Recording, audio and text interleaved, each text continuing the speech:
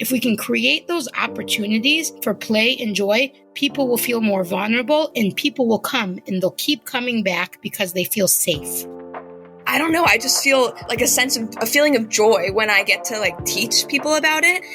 Tear up the box and let kids be the ones driving. You ever have one of those conversations where you just feel magic pouring out of people's passion to end gender-based violence? I felt a lot of that magic talking to OneLove's Youth Mobilization Team. OneLove is a national organization dedicated to empowering young people with the tools and resources they need to see the signs of healthy and unhealthy relationships and mobilize their peers and communities in ending violence. And if that intro was any indication of how this episode is going to go, the magic is going to stick around. I got to sit down with staff from OneLove's Youth Mobilization Team, Deena, Ismail, and Hali, Holtzman. They lead a small but mighty team of 7 who work alongside 700 youth across the U.S., passionate about ending violence in their schools. I also got to talk to one of the youth in that cohort about how she's leading change in her school. You'll hear more about her in this episode.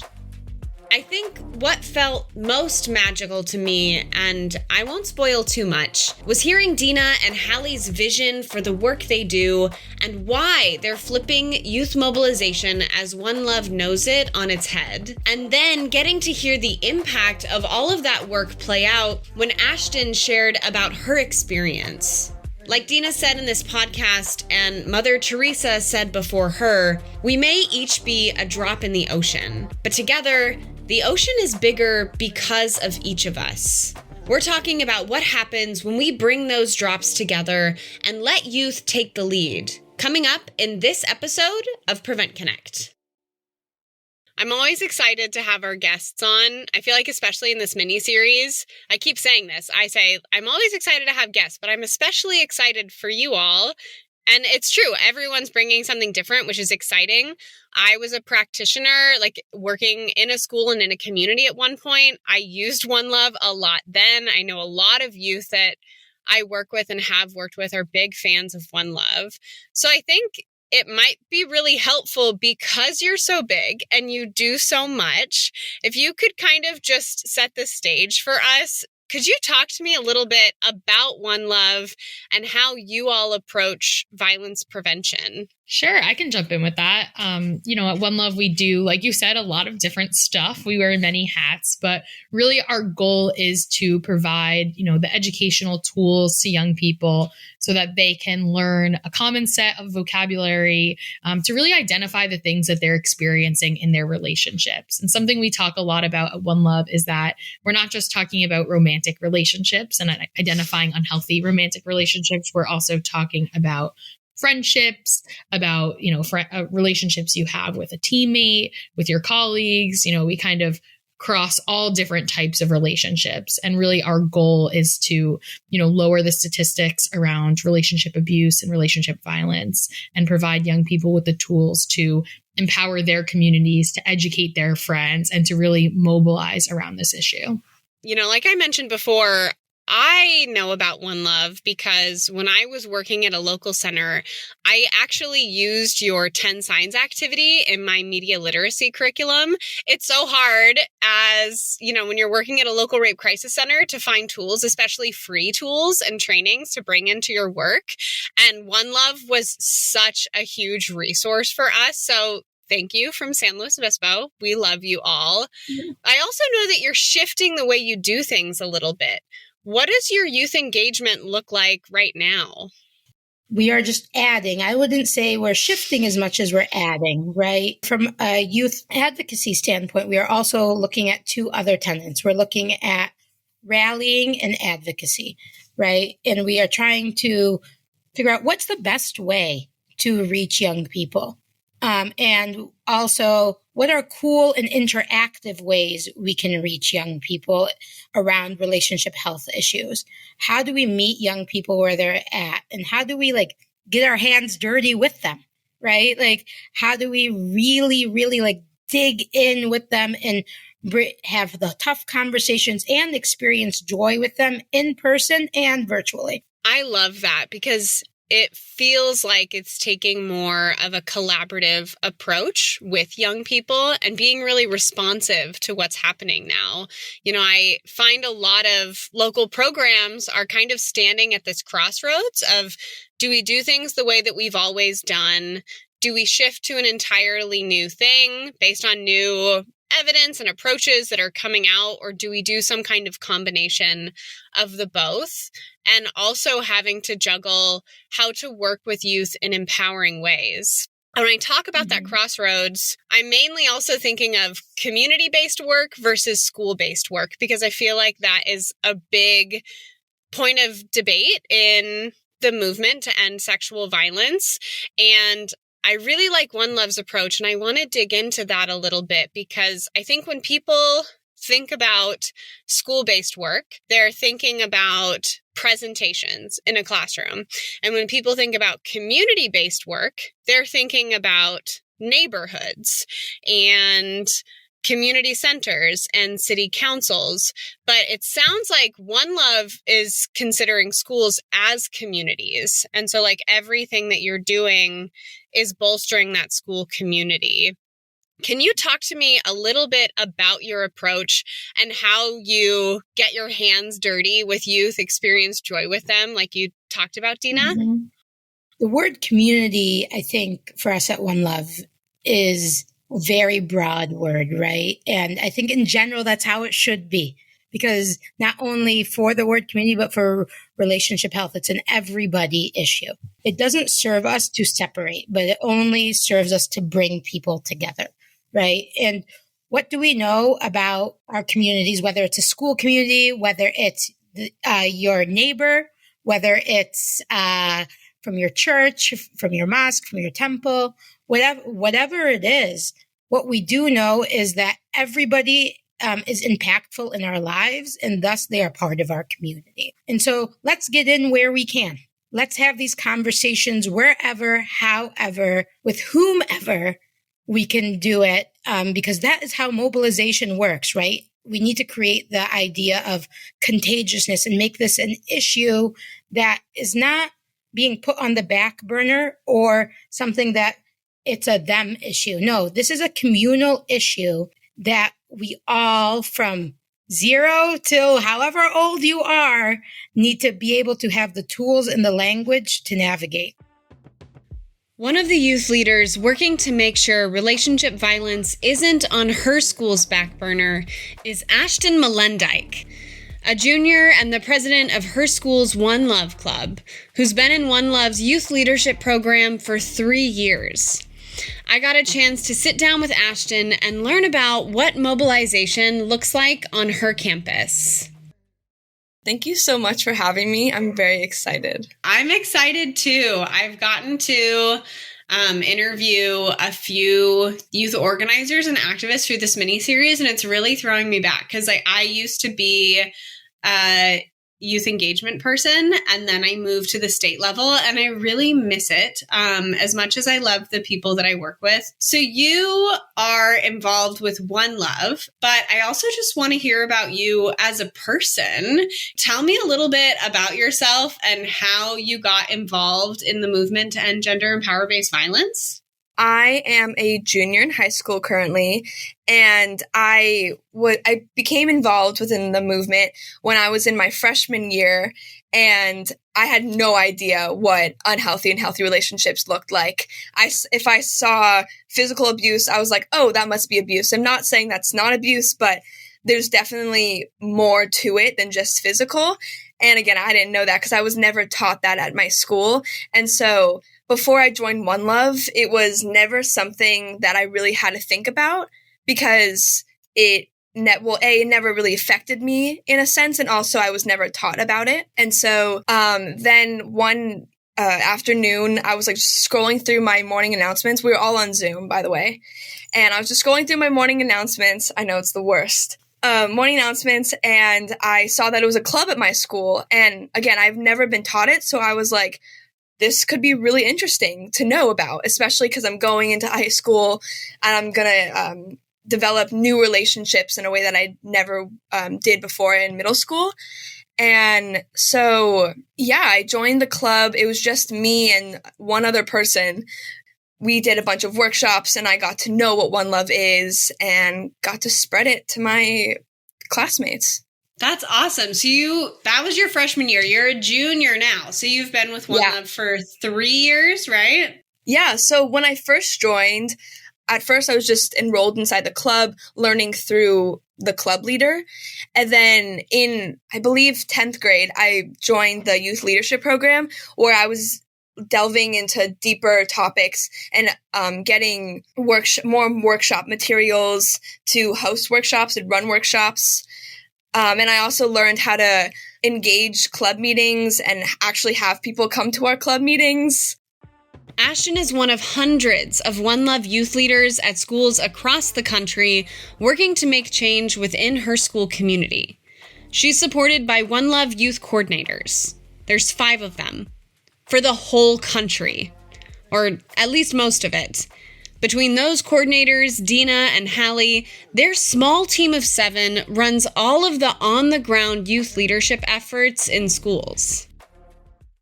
When you think about it, like from when you say like you're a national program, how do you do it? It gets overwhelming to think about, right? Like, I know it has overwhelmed me to think about like, how am I going to conquer the United States, right? How is this program going to do that? I'm just like, I don't know. So we have 5 regions that we really focus on. And then we also focus on out of region areas too. So we are based in Seattle, the Pacific Northwest. We have California, Baltimore, and we focus on the rest of the Mid-Atlantic over there, Boston and the surrounding areas in New York, Connecticut, and New Jersey, the tri-state. And we will go to wherever we need to go, even for the out of region work, if we see that there's a big group of young people wanting to mobilize, right? And so, like, for example, we are running an experiment with Philadelphia right now, where we are trying to see, like, how do we help young people mobilize, even if we don't have the staff on the ground? Because it's there, right? And so what we are learning is that young people enter at different points. And we know that a lot of young people care about this issue, but not all young people have the same capacity to give, right? So we meet them where they're at. And so our staff creates community engagement activities on the ground for them to network together. We do online skills trainings for them to be able to network with each other in that way. Hali and the rest of the crew are phenomenal in creating toolkits and work plans. There's OneLove clubs across the country that can network with each other. We are a small team of 7 that focuses on youth leadership, but we have nearly 700 young leaders involved in our program at this point, and we provide one-on-one support to whoever wants that support. It's really interesting to think about how this program has grown over time. You know, when we first started the youth leadership program, it wasn't, even a little bit before my time, it wasn't that OneLove was like, okay, we're going to have this tool for communities to use, and we're going to create this program. It really came out of a need. Young people would go through a workshop that their health teacher led, or their camp counselor, or their after school leader, like whoever it was, they sit, they go, they watch the film, they talk about it with their friends. And a lot of young people raised their hands and said, I want to get more involved. We would get like all these write-ins to our website saying, I'm a young person and I want to get involved. What can I do? What can I do in my community? And so, that small seed, those young people who really raised their hand wanting more, is where we kind of took off from and haven't really looked back. We've had at different points in times international students involved. Like, it really has become larger than life in some ways, which is super exciting. But I think, we would never even be where we are now if it weren't for young people really driving the work themselves and really reaching out, wanting to get this started. Sounds like a big job, right? It is. Deena, Hali, and their team know that there is no way they can reach all of the hundreds of thousands of youth they do between just the 7 of them. It's in filling that gap that their youth leadership model, as it is now, was born. Hali, Deena, and the OneLove team know they can't reach everyone themselves, so they trust students like Ashton to be the expert on her community and what her peers need. She and the 700 youth leaders like her get to call the shots, while OneLove staff are there to support her with all the tools and leadership development she needs to be successful. What does it look like actually with OneLove? Because talk to me kind of about like how it's structured, because OneLove is kind of this national regional program, but you're also in a club. So I'm curious how you work with the adults in OneLove, and then what you do with them, and how you take that and turn it into stuff that you're doing on your school campus. Yeah, so that's a really good question. I meet with my youth coordinator almost every other month or every month, and I talk about things that I did at my school, whether it be running workshops or doing candygram sales that we did last month. And then I talk to her about new ideas that I have and like how I can actually do it at my school and then in our monthly Zoom meetings that we have, they're called skills trainings. As a OneLove like group, we go over different topics such as how to run a workshop or how to get the materials to run a workshop, or even just like how to engage your audience so that I can use that information and go out to my school and other schools and be like, hey, this is how you do it. Wow, that's so cool. And it sounds to me, and correct me if I'm wrong, like your OneLove coordinator is kind of helping you with some of those back end skills, but like you're driving what you want to do, which is really exciting. Is that kind of how you would explain it? Yeah. Do you feel like with your school, people are pretty receptive to the things that you want to do? And has OneLove kind of helped you to get adults in your school to listen? What has that been like? Yeah, I think so. We've done a few workshops. Last semester, I did a workshop for all of our health classes. And afterwards, I've got a few people coming up to me, like asking how they can be involved. And I passed out note cards saying the unhealthy and healthy behaviors.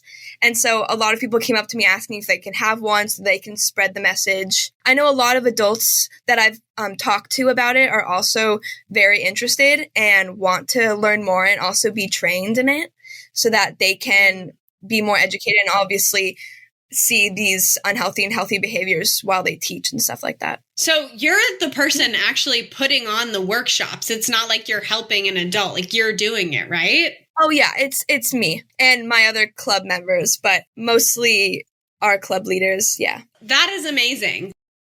That peer-to-peer piece right there is going to be key in how OneLove has ignited youth mobilization efforts across the country. When we come back, we'll talk to Hali and Deena about where that peer-to-peer model came from and hear from Ashton about what it looks like on the ground in her school. You're listening to PreventConnect, the podcast bringing together voices from across the movement to end gender and power-based violence, to give you the tools to practice primary prevention in your daily life and at work. We're highlighting emerging research, promising strategies, and stories from on-the-ground prevention practitioners doing this work in new and innovative ways. Bringing you topics like foundational strategies to prevent violence, primary prevention and youth engagement, critical race theory and school climates, prevention in a digital age, and more. I'm your host, Janae Sargent, and this is PreventConnect.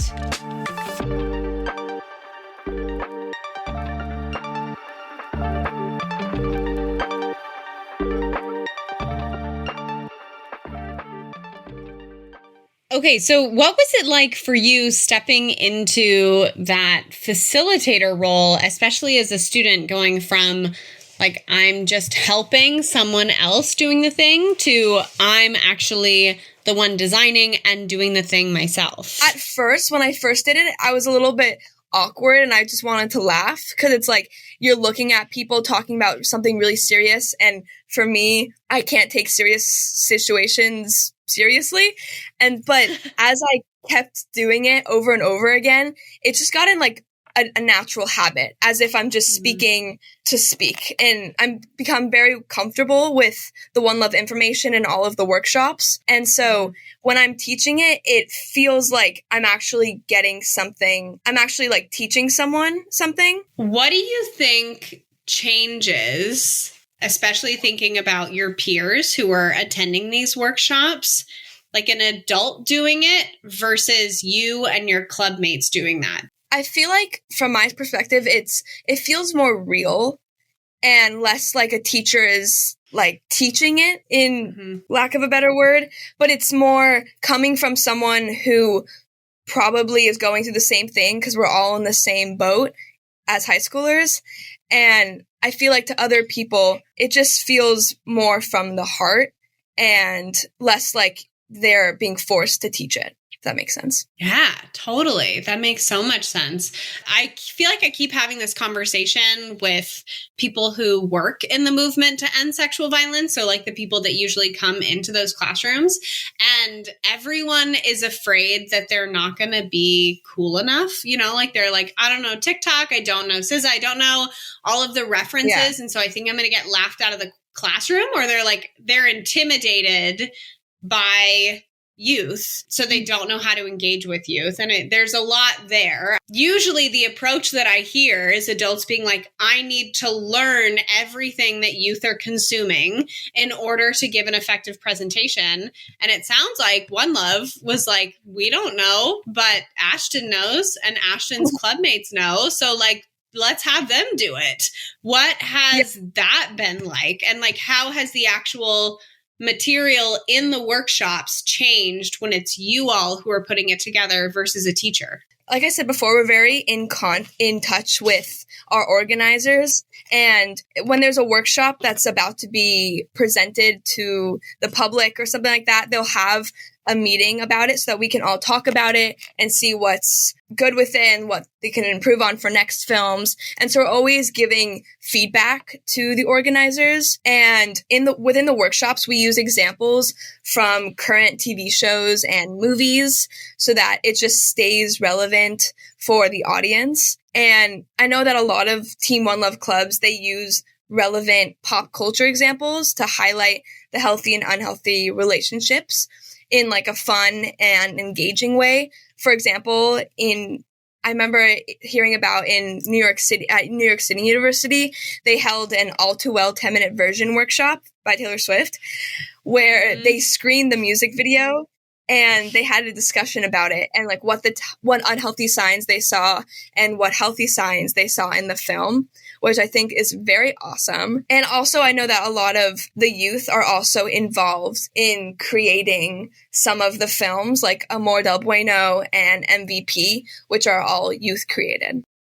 Something that came up in both my conversations with Hali and Deena and my conversation with Ashton was the importance of rethinking peer-to-peer learning as something that can also happen outside of the classroom. Ashton, Hali, and Deena know that education and mobilization run hand in hand. It's not just one or the other.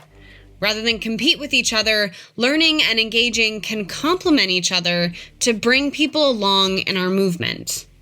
I got to talk to Ashton about how she is taking prevention education out of the classroom and into her school community with a school-wide game dedication she's planning for next year. So my school, we're thinking about having a game dedication, which basically means we have our volleyball team, because that's the sport that's playing the most right now. Our volleyball team dress up in OneLove shirts or wear wristbands, and we're going to educate them on OneLove before the game dedication so that they know what they're actually playing for and what it all really means. And then halfway through the game, my OneLove club is going to speak about OneLove and their mission and how they can be more involved in ending abusive relationships and knowing the signs between unhealthy and healthy relationships. Cool. What gave you that idea? Why does the game dedication feel like the way to go? I think because we were thinking about doing a rally, some way to get the whole school involved so that it's just so much easier for them to know what OneLove is and for us to even organize it as well. But I think game dedications are a great way of getting the school involved because they're so fun and it doesn't really seem like you're learning in a classroom. You're more like learning through activities and things like that. You make a great point there too, right? Which I'm sure you talk about with OneLove all the time. When we talk about unhealthy and healthy relationships, I think people jump to like the doom and gloom immediately. And yeah, it is really serious stuff. But if we're talking about how we prevent that, it's really just be kind and cool to each other and like create a safe community. And I totally see that. Like a game is a great way to do that and to bring people in more of an engaging way. That's a really cool idea. I like it a lot. Yeah. And also my school has never done one before. And so I think it'd be really interesting and hopefully this will spark more game dedications. Ashton's creativity to plan the game dedication and really all that she does with OneLove is a skill that's carefully cultivated and nurtured by staff. Something that's come up again and again in all of these youth engagement interviews I've been doing for this series is the importance of taking the time and energy to empower youth. Youth are not adults. They aren't working 9-to-5 jobs. They're juggling school, clubs, athletics, friends, part-time jobs, and family dynamics, all while trying to figure themselves out as people. It's a lot. When we, as adults who work with youth, have set expectations about what successful engagement looks like, we risk setting youth and our programs up for failure. As people working to empower and uplift youth voices, we have to be prepared to put in the extra work to meet youth where they're at and bring them along in our movement. Hali and Deena shared how OneLove approaches meeting youth where they're at in this next part of our conversation. I heard something that I really want to uplift in what you were saying too, and I think both Hali and Deena, you both said this, and that was meeting youth where you're at. I think it was Deena, you said something like a lot of youth want to get involved and have a hunger for this, but they have different capacities. And I think that is a challenge that a lot of local programs run into. And I think it stems from us assuming things about young people or expecting them to fit into how we do things. I see programs and educators wanting to work with youth, but they want to work with youth who can do like 5, 10, 12 hours a month. They already have their set expectations and they're looking for people to step into those expectations. And when they don't, it's sometimes seen as a failure on youth. But I'm hearing kind of a like fundamental shift between that and the way that you all do things. First and foremost, like we need to be leading with a trauma-informed approach, right? And part of that means meeting young people where they're at and understanding they all have different needs. They all have different priorities. They all have different things going on in their life. They might be struggling with their own relationship issues at home, and they're trying to use this education to liberate themselves out of it. But like, how much bandwidth do they have to like, maybe their leadership is just exiting the relationship, right? Because that's courageous in and of itself. And you are, by doing that, you are planting a seed for others to do that. And you are leading your community. You said something just now, Janae, about like, essentially society tries to tell youth what to do and tries to prescribe these prescriptions to young people. And this is how you should, and this is how you shouldn't show up. And we object to that. Our job is to create the container of safety. That is all we are here to do. And to provide tools, right? They are the experts of their lives. They are the experts of the future. We work really hard, Hali, myself, and the rest of OneLove, but particularly the youth leadership team, to ensure that our finger is always on the pulse and to be like, what's cool, what's not cool. But not only that, it's not about like how many, but it's about the individual. Right? Because if I can affect the individual, then it's a domino effect. And that's how mobilization happens, by touching the individual who then wants to touch another individual, because we've invested the time and the energy in one another. Not I've only given it to you, right? I think I was just thinking about how right before this call, I was actually on the phone with a student who was involved in our program 2 years ago. She's getting her master's degree now, and we were talking about storytelling and how to provide spaces and platforms for young people to share their experiences. Something Deena said earlier on was something along the lines of like, kids have to tell us how they want to spend their time, something to that effect. And I think, something the student said to me on the phone was, that she had experienced this issue firsthand. She hadn't experienced an unhealthy relationship. And, she wanted to get involved, but didn't really know how to, and, was processing her own stuff, as we do. And something that she shared was that she saw on an online forum, someone had shared some sort of graphic about unhealthy relationships and the statistics around it. And then they had actually shared another, like on social media, another graphic that kind of just talked a little bit about what they had experienced. And she told me that from there, she was like, oh my goodness, just felt so seen. This is exactly what I experienced. This is so similar. I can really relate to this. I can, I really felt that. And then that inspired her to share her story. And so when Deena talks about this domino effect, and when we talk about get involved in the way that you want to get involved, that's just something I think of because, she didn't have 10 hours a week to volunteer and to, host fundraisers or to, maybe lead workshops in her community, but she had time to share a graphic on social media when she was hearing stories of her friends talking about their unhealthy friendships or their unhealthy relationships, or watching a TV show and she noticed characters doing unhealthy things and that being glorified and glamorized and all of that. She was able to stop and be like, that's manipulative, right? That's possessive. Mm-hmm. Whether you're leading the rally, whether you're sharing on social media, whatever you do, there's nothing that's little and there's nothing that's big because it all matters. Mm-hmm. There's just like this quote that I think that I personally live by, and I really feel that OneLove really lives by Mother Teresa, right? And Hali, you just like brought it up for me when you were saying it. And she says, we ourselves feel that what we are doing is just a drop in the ocean. But if that drop was not in the ocean, I think the ocean would be less because of that missing drop, right? And so that's like how we think of mobilization, right? Like, mm-hmm. Even if it's just the drop. I love that. That's such a good quote. Yeah, welcome to Deena, Hali.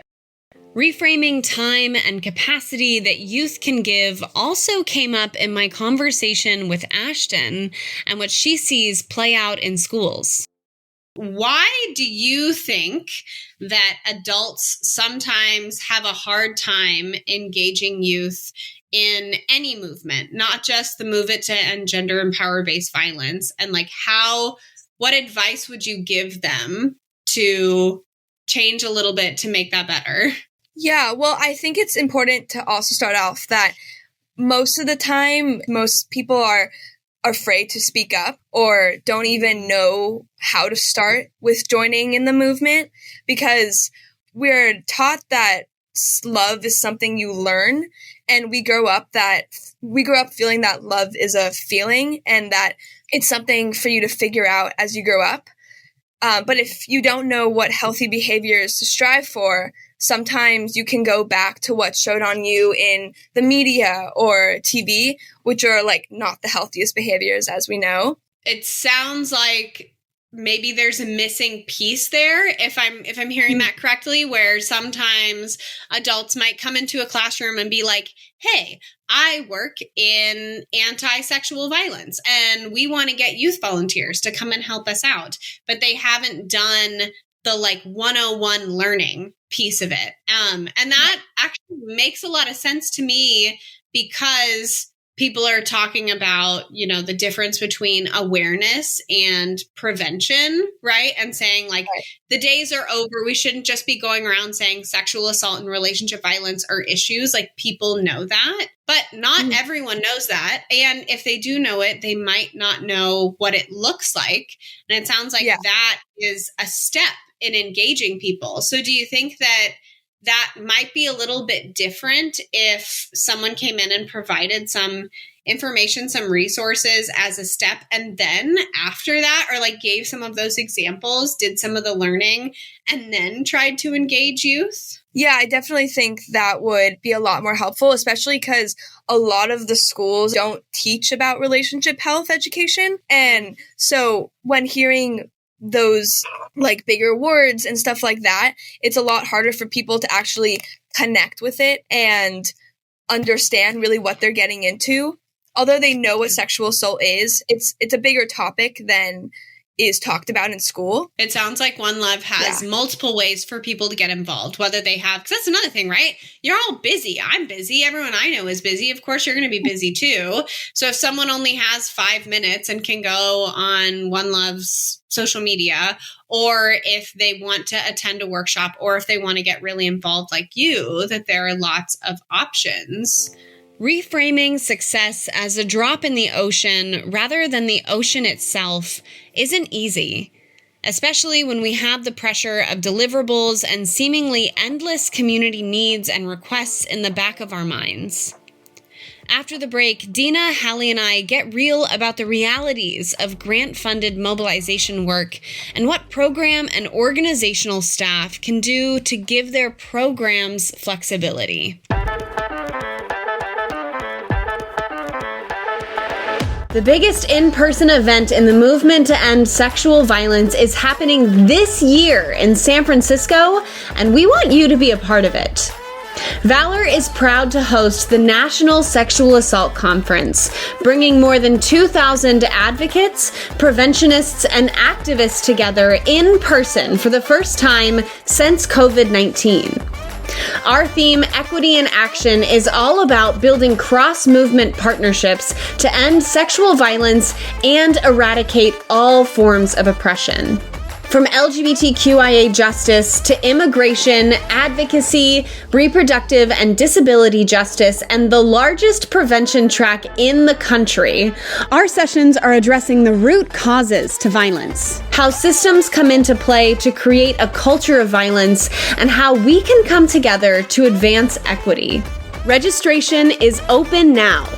You can find out more about the conference and how you can attend at nationalsexualassaultconference.org. We can't wait to see you there.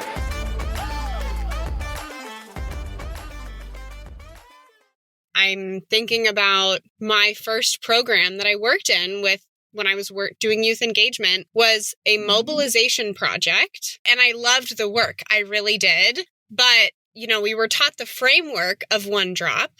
But then every year we still had to report on numbers of how many youth engaged with us at 10 hours, 12 hours, at what community projects we accomplished at the end of the year.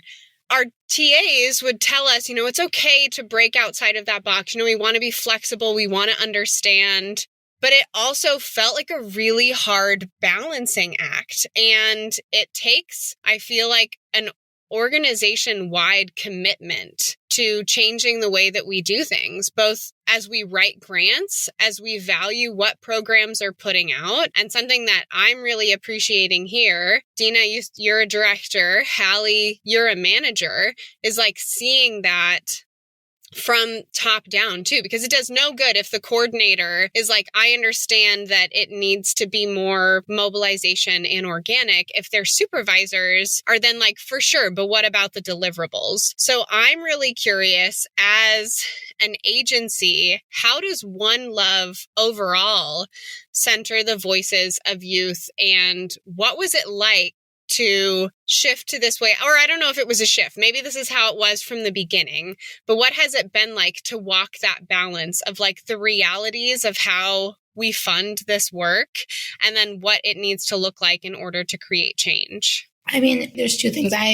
Prior to this, I was at another nonprofit doing youth leadership work, which I was much more constrained by grants and things like that. And the thing I appreciate about OneLove, but in general, and I think OneLove does a really good job of this, is number one, we raise money that is unrestricted, right? So, and if we do, we only go for grants that speak to what we do, right? So often nonprofits are being like, let me get this money and alter everything we do to fit into that mold. And who ends up losing?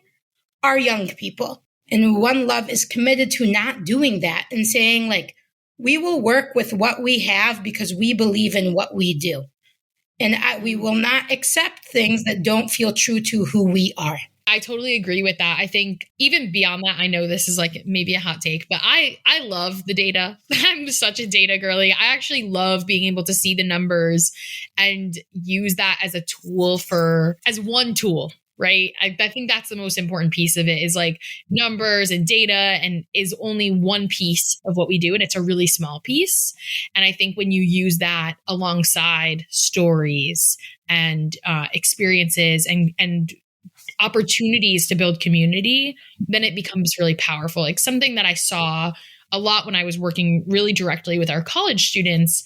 I had one student that every Wednesday hosted an open workshop. So on her college campus, any student can come and just go through a OneLove workshop using our films. And she's like, on the phone with me, well, only 2 kids came this Wednesday. I said, well, hold on. Let me pause you for a second. Let me actually go and look at your, look at the things on the back end. And I said, well, you only had 2 kids this week, but so far this semester, over the course of however many, 10, 15 workshops, you've educated 160 people. Now, that impact was able to have that student really step back and say, oh, wow, like to the drop in the bucket point, right? Like that's or the drop in the ocean. That's one, 1, 2 students. Maybe you're not feeling like what you're doing is making an impact, but it absolutely is, because even if you weren't reaching those other 160 kids, right? It's nice sometimes to step back and zoom out and see how wide your impact is when you're doing it repetitively. But even if you're not, I'm like, well, let's say you only reached those 2 students this year.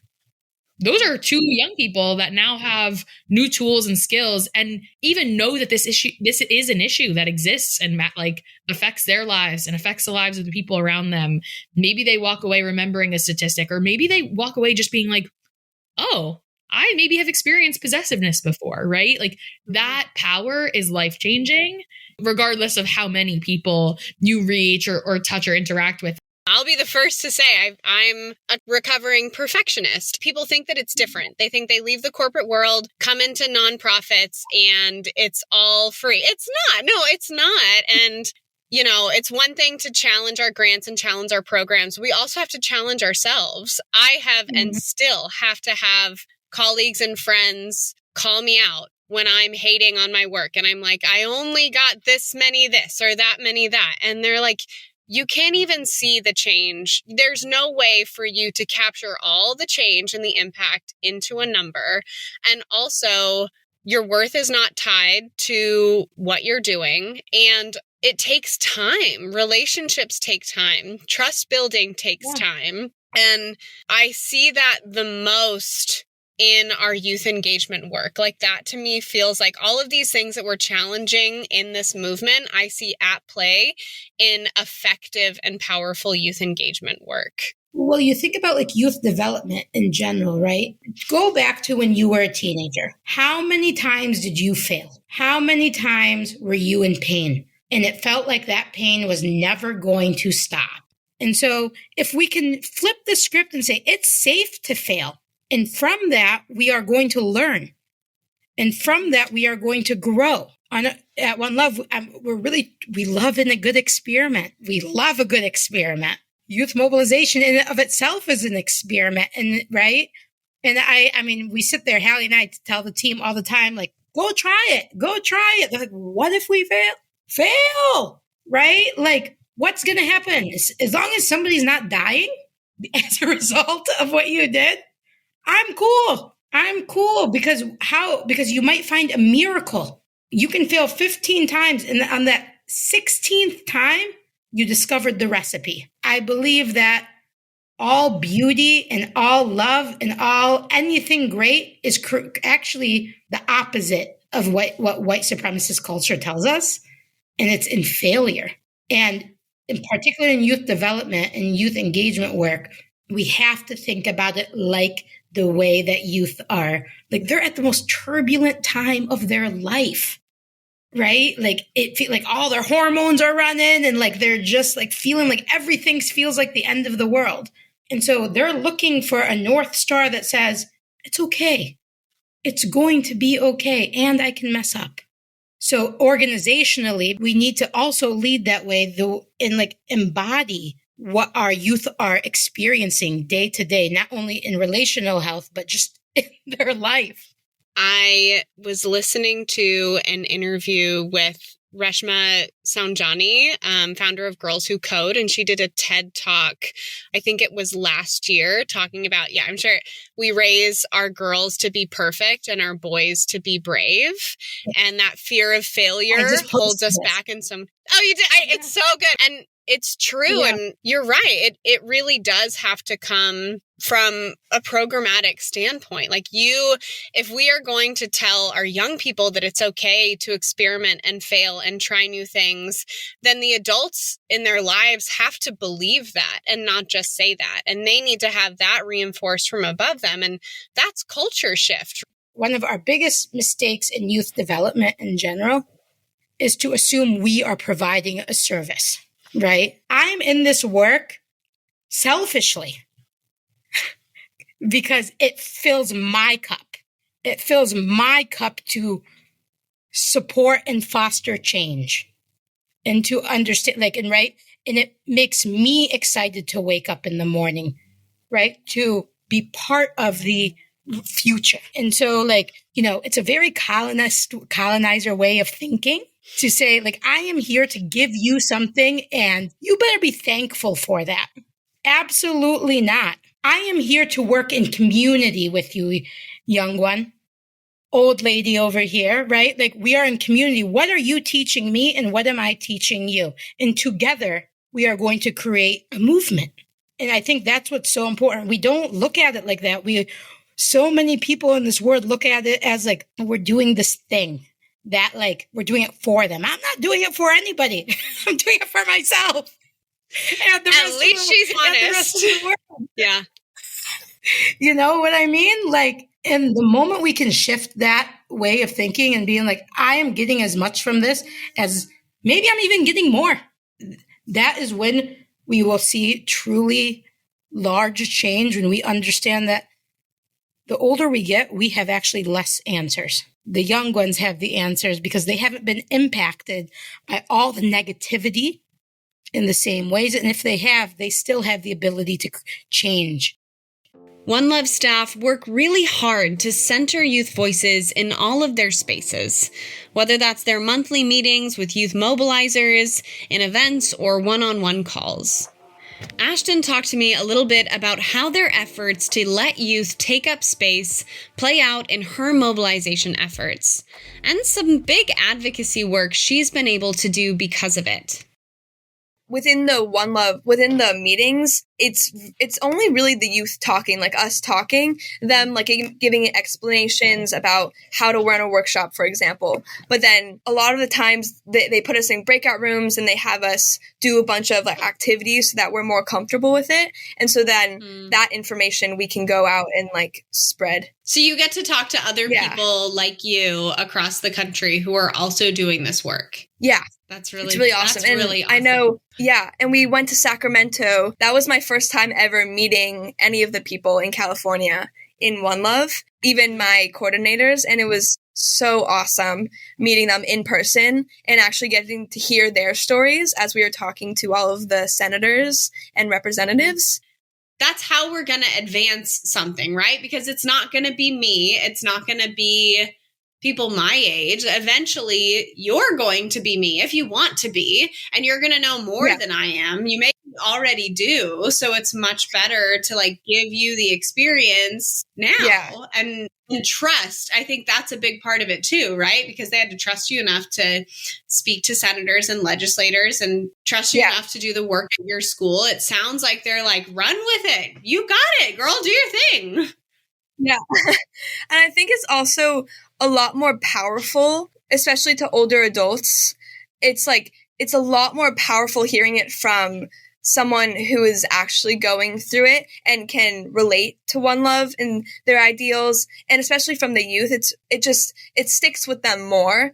And I felt this throughout our Sacramento trip. I just felt like I was heard, and that all of our stories will stay with them. And I feel like there will be change, hopefully soon. Like Senator Rubio said at our rally, that she's wanting to be more involved within OneLove and the movement to stop sexual assault and violence and abuse. And so I think that's really awesome. And I was so proud of like everyone who went. It was awesome. It was incredible. Everything that you're bringing is something that the movement needs. So I just wish I could come to your one of workshops. If you ever have a virtual workshop, send me an invitation. I want to be there. Of course. Good. I'm serious. Send me an invite. Our goal at PreventConnect is to make sure you have the tools you need to successfully prevent violence and advance health equity. Whether you're brand new to the field, onboarding new staff, or just looking to strengthen what you already know. That's why we're releasing downloadable resource guides available for free at PreventConnect.org. Our guides directly connect you with learning tools, all the way from foundational skill builders to advanced theory and research. We're collecting the best e-learnings, web conferences, blog articles, podcasts, journals, and more, and compiling them into topic-specific guides, so you have options no matter how you learn or what level you're at. Access our guides by clicking on the Resources tab on our website, PreventConnect.org. So I think you talked about this maybe a little bit in being, talking about like how important it was to feel heard and trusted. I would really love to hear your vision for the future of this movement. Where do you think that we need to go to create communities and schools that are free of violence? To start off, I think that people need to be more aware of the issue. And like we said before, be educated on what teen dating violence is and how you can prevent it. And I think this should start at an early age, like in middle school, teach about conflict resolution or empathy or nonviolent communication. I know when I was in middle school, I went to a mindfulness school. So we taught mindfulness and SEL at every single chance they could get. And so I was growing up around that, but I know a lot of schools aren't. And so I think that with that, those young children can grow up with a different mindset and help prevent abuse and know the root causes of violence at an early age. Like last month, my club and we went to the middle school campus and we hosted a workshop there called Friendlets. So they're little 30-second clips of friends talking and being unhealthy to each other. And so we planned it out. I trained all of the facilitators who didn't really know how to set up a workshop. And all of the middle schoolers came up to me, or not all of them, but a lot of them came up to me and were like, how can I be more involved in this? This is really important for us to know because they are going into high school. And like I said before, in high school, you're going to develop new relationships. And it's not just going to be friends anymore. It's going to be deeper, more romantic relationships. I also think that having more free resources like what OneLove has and support like counseling or mental health services for anyone to receive and understand and know. Yeah, thank you for sharing that. And I'm really stoked that you talked about social emotional learning, SEL. Yeah. Because PreventConnect is national. We work with people like all across the board in all the states. And obviously today, and what that means coming from a laws and policy standpoint, things are not looking great in a lot of states out there as far as like what people can talk about in schools. And so a lot of the rape crisis centers that we work with are in communities that are getting a lot of pushback against social emotional learning. So parents and teachers not understanding what social emotional learning is and saying they want to keep it out of the classroom. That's something that people are going through, which really surprised me, because to me, I was like, oh, those are basic skills of how to be kind to each other. But in a lot of communities, people don't think that that should be in schools. And I think it comes from maybe a misunderstanding. Since you did SEL, can you just kind of talk to me a little bit about what it is as someone who kind of just went through it and why you think other kids need to get it? Yeah, so I got it in 4th and 5th grade, and I remember it was like monthly things that my school did, and we would watch these little videos, short clips, and then have these worksheets to fill out on what we saw in the clips and how we think the other person could react better, stuff like that, or what would we do if we were put in that situation, for example, bullying.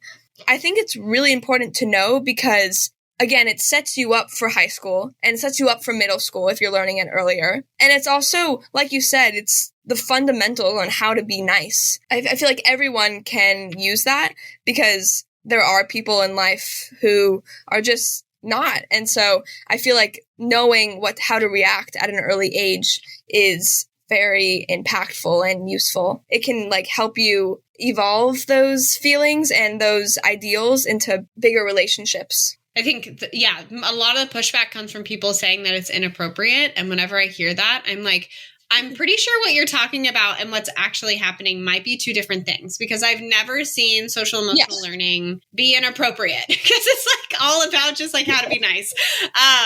No, I totally agree. So then what can we as adults and staff do better to listen to and center youth voices? Well, I think to start off, I think that you've already done a great job. I feel like whenever I'm talking to adults in this field, I always feel very comfortable because I know that they understand me. And so I think to add on, just creating safe spaces for people to talk freely and, again, feel comfortable about sharing their opinions and their thoughts. Also, maybe even having a social media takeover by including the youth into making material and resources creations, just like what OneLove does with their feedback sessions, and really just leaning into what the youth is into by keeping things more relevant and being more movement focused, not just a presentation. For example, when I'm doing a game dedication, it's not only teaching them, but it's also having them actually do an activity that will get their attention. Yeah. And I'm guessing it's also not just the game dedication. You're not going to stop there and be like, great, they wore OneLove t-shirts. We're fine. We're done now. You also have a movement strategy at your school. Yeah. That movement focus that Ashton talked about is really the whole foundation for how Hali and Deena mobilize youth. We're hearing more and more that our social justice work is nothing without joy. That the ability to cultivate joy, even in the hardest moments, is the resiliency that will keep our communities and this movement going. Black and brown feminist leaders have been cultivating joy for centuries, but for the mainstream gender-based violence movement, especially one that has been built in partnership with carceral systems, the importance of finding and protecting our joy is still new for a lot of us. I talked to Deena and Ashton about what role joy plays in their work, both as a youth mobilizer and a youth doing her work in schools. Here's what they had to say. One thing I've learned about youth in general is if you build it, they will come. And what I mean by that is maybe the entry point isn't talking about possessiveness. Maybe the entry point is having I always use this example, so Hallie's going to laugh at me, a block party. And how do we celebrate love with our community? And in there, then we show that this doesn't need to be so, yes, it is a very heavy thing. There's also room for play. There's room for joy, right? And if we can, and my team and I always talk about this, right? If we can create those opportunities for play and joy, people will feel more vulnerable, and thus they will be able to trust one another, and people will come and they'll keep coming back because they feel safe. If we enter from the point of terror, if we enter from the point of trauma as the initial entry point, that's going to scare some people away. So we really have to think about, how do we enter? And it's okay if it only enters 2 people, because if they had a good time, trust and believe, they're going to tell their friend, yo, I had a really good time, pull through, and they're going to bring their friend next time. As long as we stop focusing so hard on the bottom line, but on the young person's heart, and trust and believe, the numbers will follow. What was different about OneLove that made you want to get involved in the club and then stay involved in the club for as long as you have been? I realized at a certain point that as I kept talking, like the first workshop I hosted, I was so nervous because I had really not a lot of clue what I was talking about. But then as I kept going on, I just felt excited to like put on a workshop and to teach other people and to get more people like involved within OneLove and know what relationship health is. Because again, and I think part of this excitement for me is because at my school, again, we have not been taught sexual education or relationship health education. And so I don't know, I just feel really like a feeling of joy when I get to like teach people about it. And yeah, and so when I first involved myself within OneLove, that excitement just kind of grew, and that's pretty much why I stayed in. That's really cool to hear, and like such a great example of how everybody wins when youth are given an opportunity to lead. I imagine that the experience would have been really different if instead OneLove was like, oh no, we go in and give the presentations, but you can do some handouts if you want, or you can help us prep if you want. But instead you had experts in something that you were passionate about being like, no, you're an expert. Yeah. You've got this. And like, you actually got to have that experience. Yeah. That's really powerful. I am serious about that workshop. I want to see. Oh, I will. I want to say, okay, good. Great. Thank you. Join OneLove. And how can people join OneLove? That's a good one. Yeah. So their Instagram page is Join OneLove, and their web address is joinonelove.org. Great, thank you. And there you can join the leadership program that I'm in and be better skilled on what relationships really look like and are.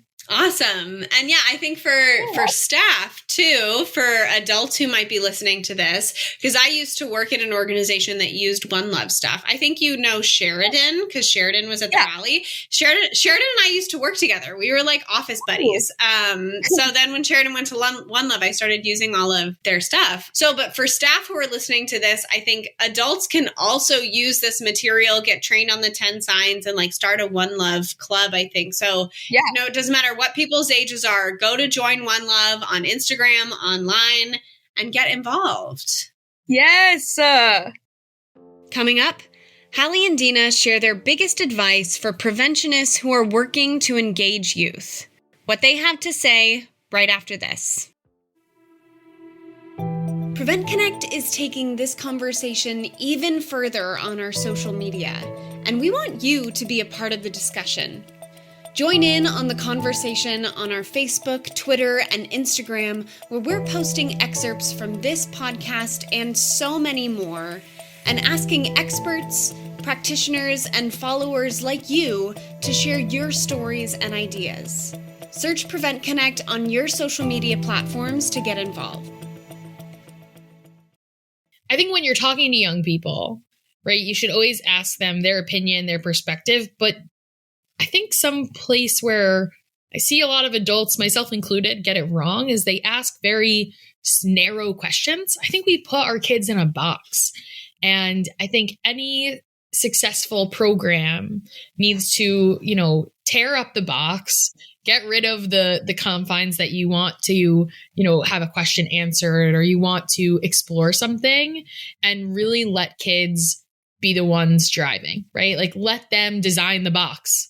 Let them create what you're going to be doing. I think something I was just working on was creating these like interview questions. We're going to be doing interviews with Team OneLove Club leaders, right? And as I'm like thinking about the questions, I was like, how do we make these broader, right? Like these are really leading to like what I'm looking to get the answer to in order to build things that are more efficient for kids, right? But how do we make this like, I want to hear stories. I don't want to hear, oh, well, this is what's working well and this resource is great and I would like this resource. Like, no, tell me about a time that you failed as a Team OneLove Club leader. Tell me about a time you succeeded. Tell me about something that you loved. Tell me about something you wish you did different. Like keeping it really open, asking kids questions so that they feel like they have the space to talk and talking less than them. I think it's like giving them more airtime than you are taking up is like the most important. And then staying up to date on like what are the things that they're talking about. I think pop culture and social media, I know we didn't dive too deep into that, but is like one of the greatest things that you as an adult can utilize to really just like understand and relate to young people. I know like my dad watches Euphoria and loves it, right? And we talk about it and we relate to it to each other, right? Like it's just because you're in a certain age or you're in a certain point in your career or you're not a kid anymore doesn't mean you can't enjoy the amazing creative things that kids are doing and consuming and experiencing, and not using that as a way of like, oh, the only way I know how to talk to young people is if I talk to them about music or TV, but like actually talk to them about the music and the TV you like, because there's probably a lot of overlap. And I think that just builds a more authentic connection. I hear that concern from people working professionally in the movement to end sexual violence is they're like, I'm not on TikTok, so I don't know the things. And I think, you know, there are two pieces of that, right? I think part of that also comes from dehumanizing young people a little bit and thinking that we have to learn a whole new language to be able to relate to them at all. And that's not fair, right? Like, I don't think that 16-year-olds, I know that 16-year-olds don't walk around just only talking about TikToks, you know, like we need to respect them and respect the media that they consume, because then at the same time, saying that we're too good for any of that is also insulting. Like, young people are not stupid. I'm not great at social media. I admit that. I do what I need to for my work, but that doesn't mean that I can't talk about social media. I run a queer youth group in my local community, and we talk about TikTok all the time. Do they make fun of me for not like knowing all of the artists that they're listening to or the things on TikTok? For sure. Do we still have good conversations, and do they share? I've sat for like an hour the other night watching Minecraft YouTube videos with some of the youth in my program. I didn't understand Minecraft, and I said that, and they were fine. They still wanted me to watch it. I still watched it, and I could see it from a strengths-based perspective. It was fine. I think people often are like, oh, I don't know what's hip, so like I can't engage. But just like what we were talking about before, we're not asking people to be perfect. We're not asking people to spend 10 hours on the internet to become an expert. We're asking them to be brave and enter in a conversation that you might not know everything about and be willing to learn something new. Yes. You know, a lot of how not only I exist, but I like approach youth work is to look at, you know, internal family systems. I don't know if for those that might know a little bit about therapy and right in the core self. And there are 8 C's to the core self, right? It's compassion, to be calm, to be curious, to be connected, confident, courageous, creative, and to have clarity, right? And so my first responsibility is to be in touch with my internal self, right? One of the first questions I always need to ask myself is like, how am I doing? How do I best respond, right? My self-awareness is key. Right? And understanding when working with the youth, being in touch with your body. Am I feeling triggered? That's not my core self acting right now. I'm being triggered maybe, and that's nothing to do with that kid sitting across from me. And coming back to our core self and reminding ourselves that if I'm not living in one of those 8, this is a different response happening for me too, right? And so, right, we are a culmination of all of our life experiences, and that we are all human, and we all have our good days and our bad days. And I think that's actually really important, right? To show our youth, like, we are not robots. And I think another mistake that we do in so much youth work is to say, like, we can't, back to white supremacy, we can't mess up. We can't show we're hurting. Am I going to sit there and share what happened with my ex-boyfriend yesterday? No, I'm not going to tell the young person that, but I will lead with, I'm having a really bad day, right? So I'm sorry if I'm not totally present, or even admitting, like, I can't be present right now. Can I pass you off to somebody that could support you? Or can we reschedule? If we are teaching young people that they should plow through their emotions, right? We are a mirror. We're mirroring them. They're mirroring us. And it's our job to actually be human. That is the biggest piece of advice I can have about human work, not even youth work. Be honest with yourself, and thus be honest with the person sitting across from you. That young person deserves your humility. That young person deserves your honesty. And if you expect that from them, then you better be giving the same, right? You can't have these expectations of young people that you don't bring to the table. And I'm not talking about the hard skills, like the 10 hours here and doing this. I'm talking about the hard work, actually, and like being able to just be human. And, I've been in youth work for over 15 years now. And if that is the one thing that has gotten me to have these like soul connections with young people and to watch transformation happen, it's because I existed with them as a human, not as Deena, the director of youth mobilization. I existed with them as Deena, a person who's just like wants to hang with you and like know what's up. We are so scared to use the word love in this Western culture. Sometimes all people need to hear is, I love you. I care about you and I love you. Yeah. I want to keep talking about that, just like on a personal level. I so hear you. And that feels like such a powerful place to close it out. Don't be afraid to be a human and to acknowledge that there is love in this work and that you can have love for the people that you are with.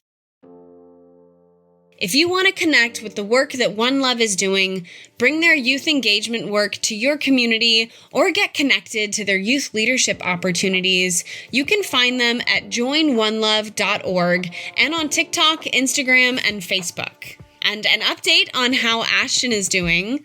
She's planning that game dedication for her senior year. She also ended up training the entire 8th grade class at her old middle school on OneLove's healthy relationship skills since we last talked. And she's currently reaching out to local LGBTQ centers to talk about healthy relationships in honor of Pride Month. I mean, seriously, anyone else want to go to one of her workshops with me? Let's get a group going. I do not want to miss that. PreventConnect is brought to you by Valor US and the Centers for Disease Control. You can find more information about this episode, along with past episodes, web conferences, and blog articles at PreventConnect.org. As we work to bring you more podcasts like this one, we need your help ensuring that this podcast and others like it reaches listeners like you. Take a second to rate this podcast wherever you're listening to it. That helps us show up on main podcasting pages and reach new listeners. And of course, if you have an idea for a topic that you'd like to see us cover, reach out to us and comment on this post on our Instagram page.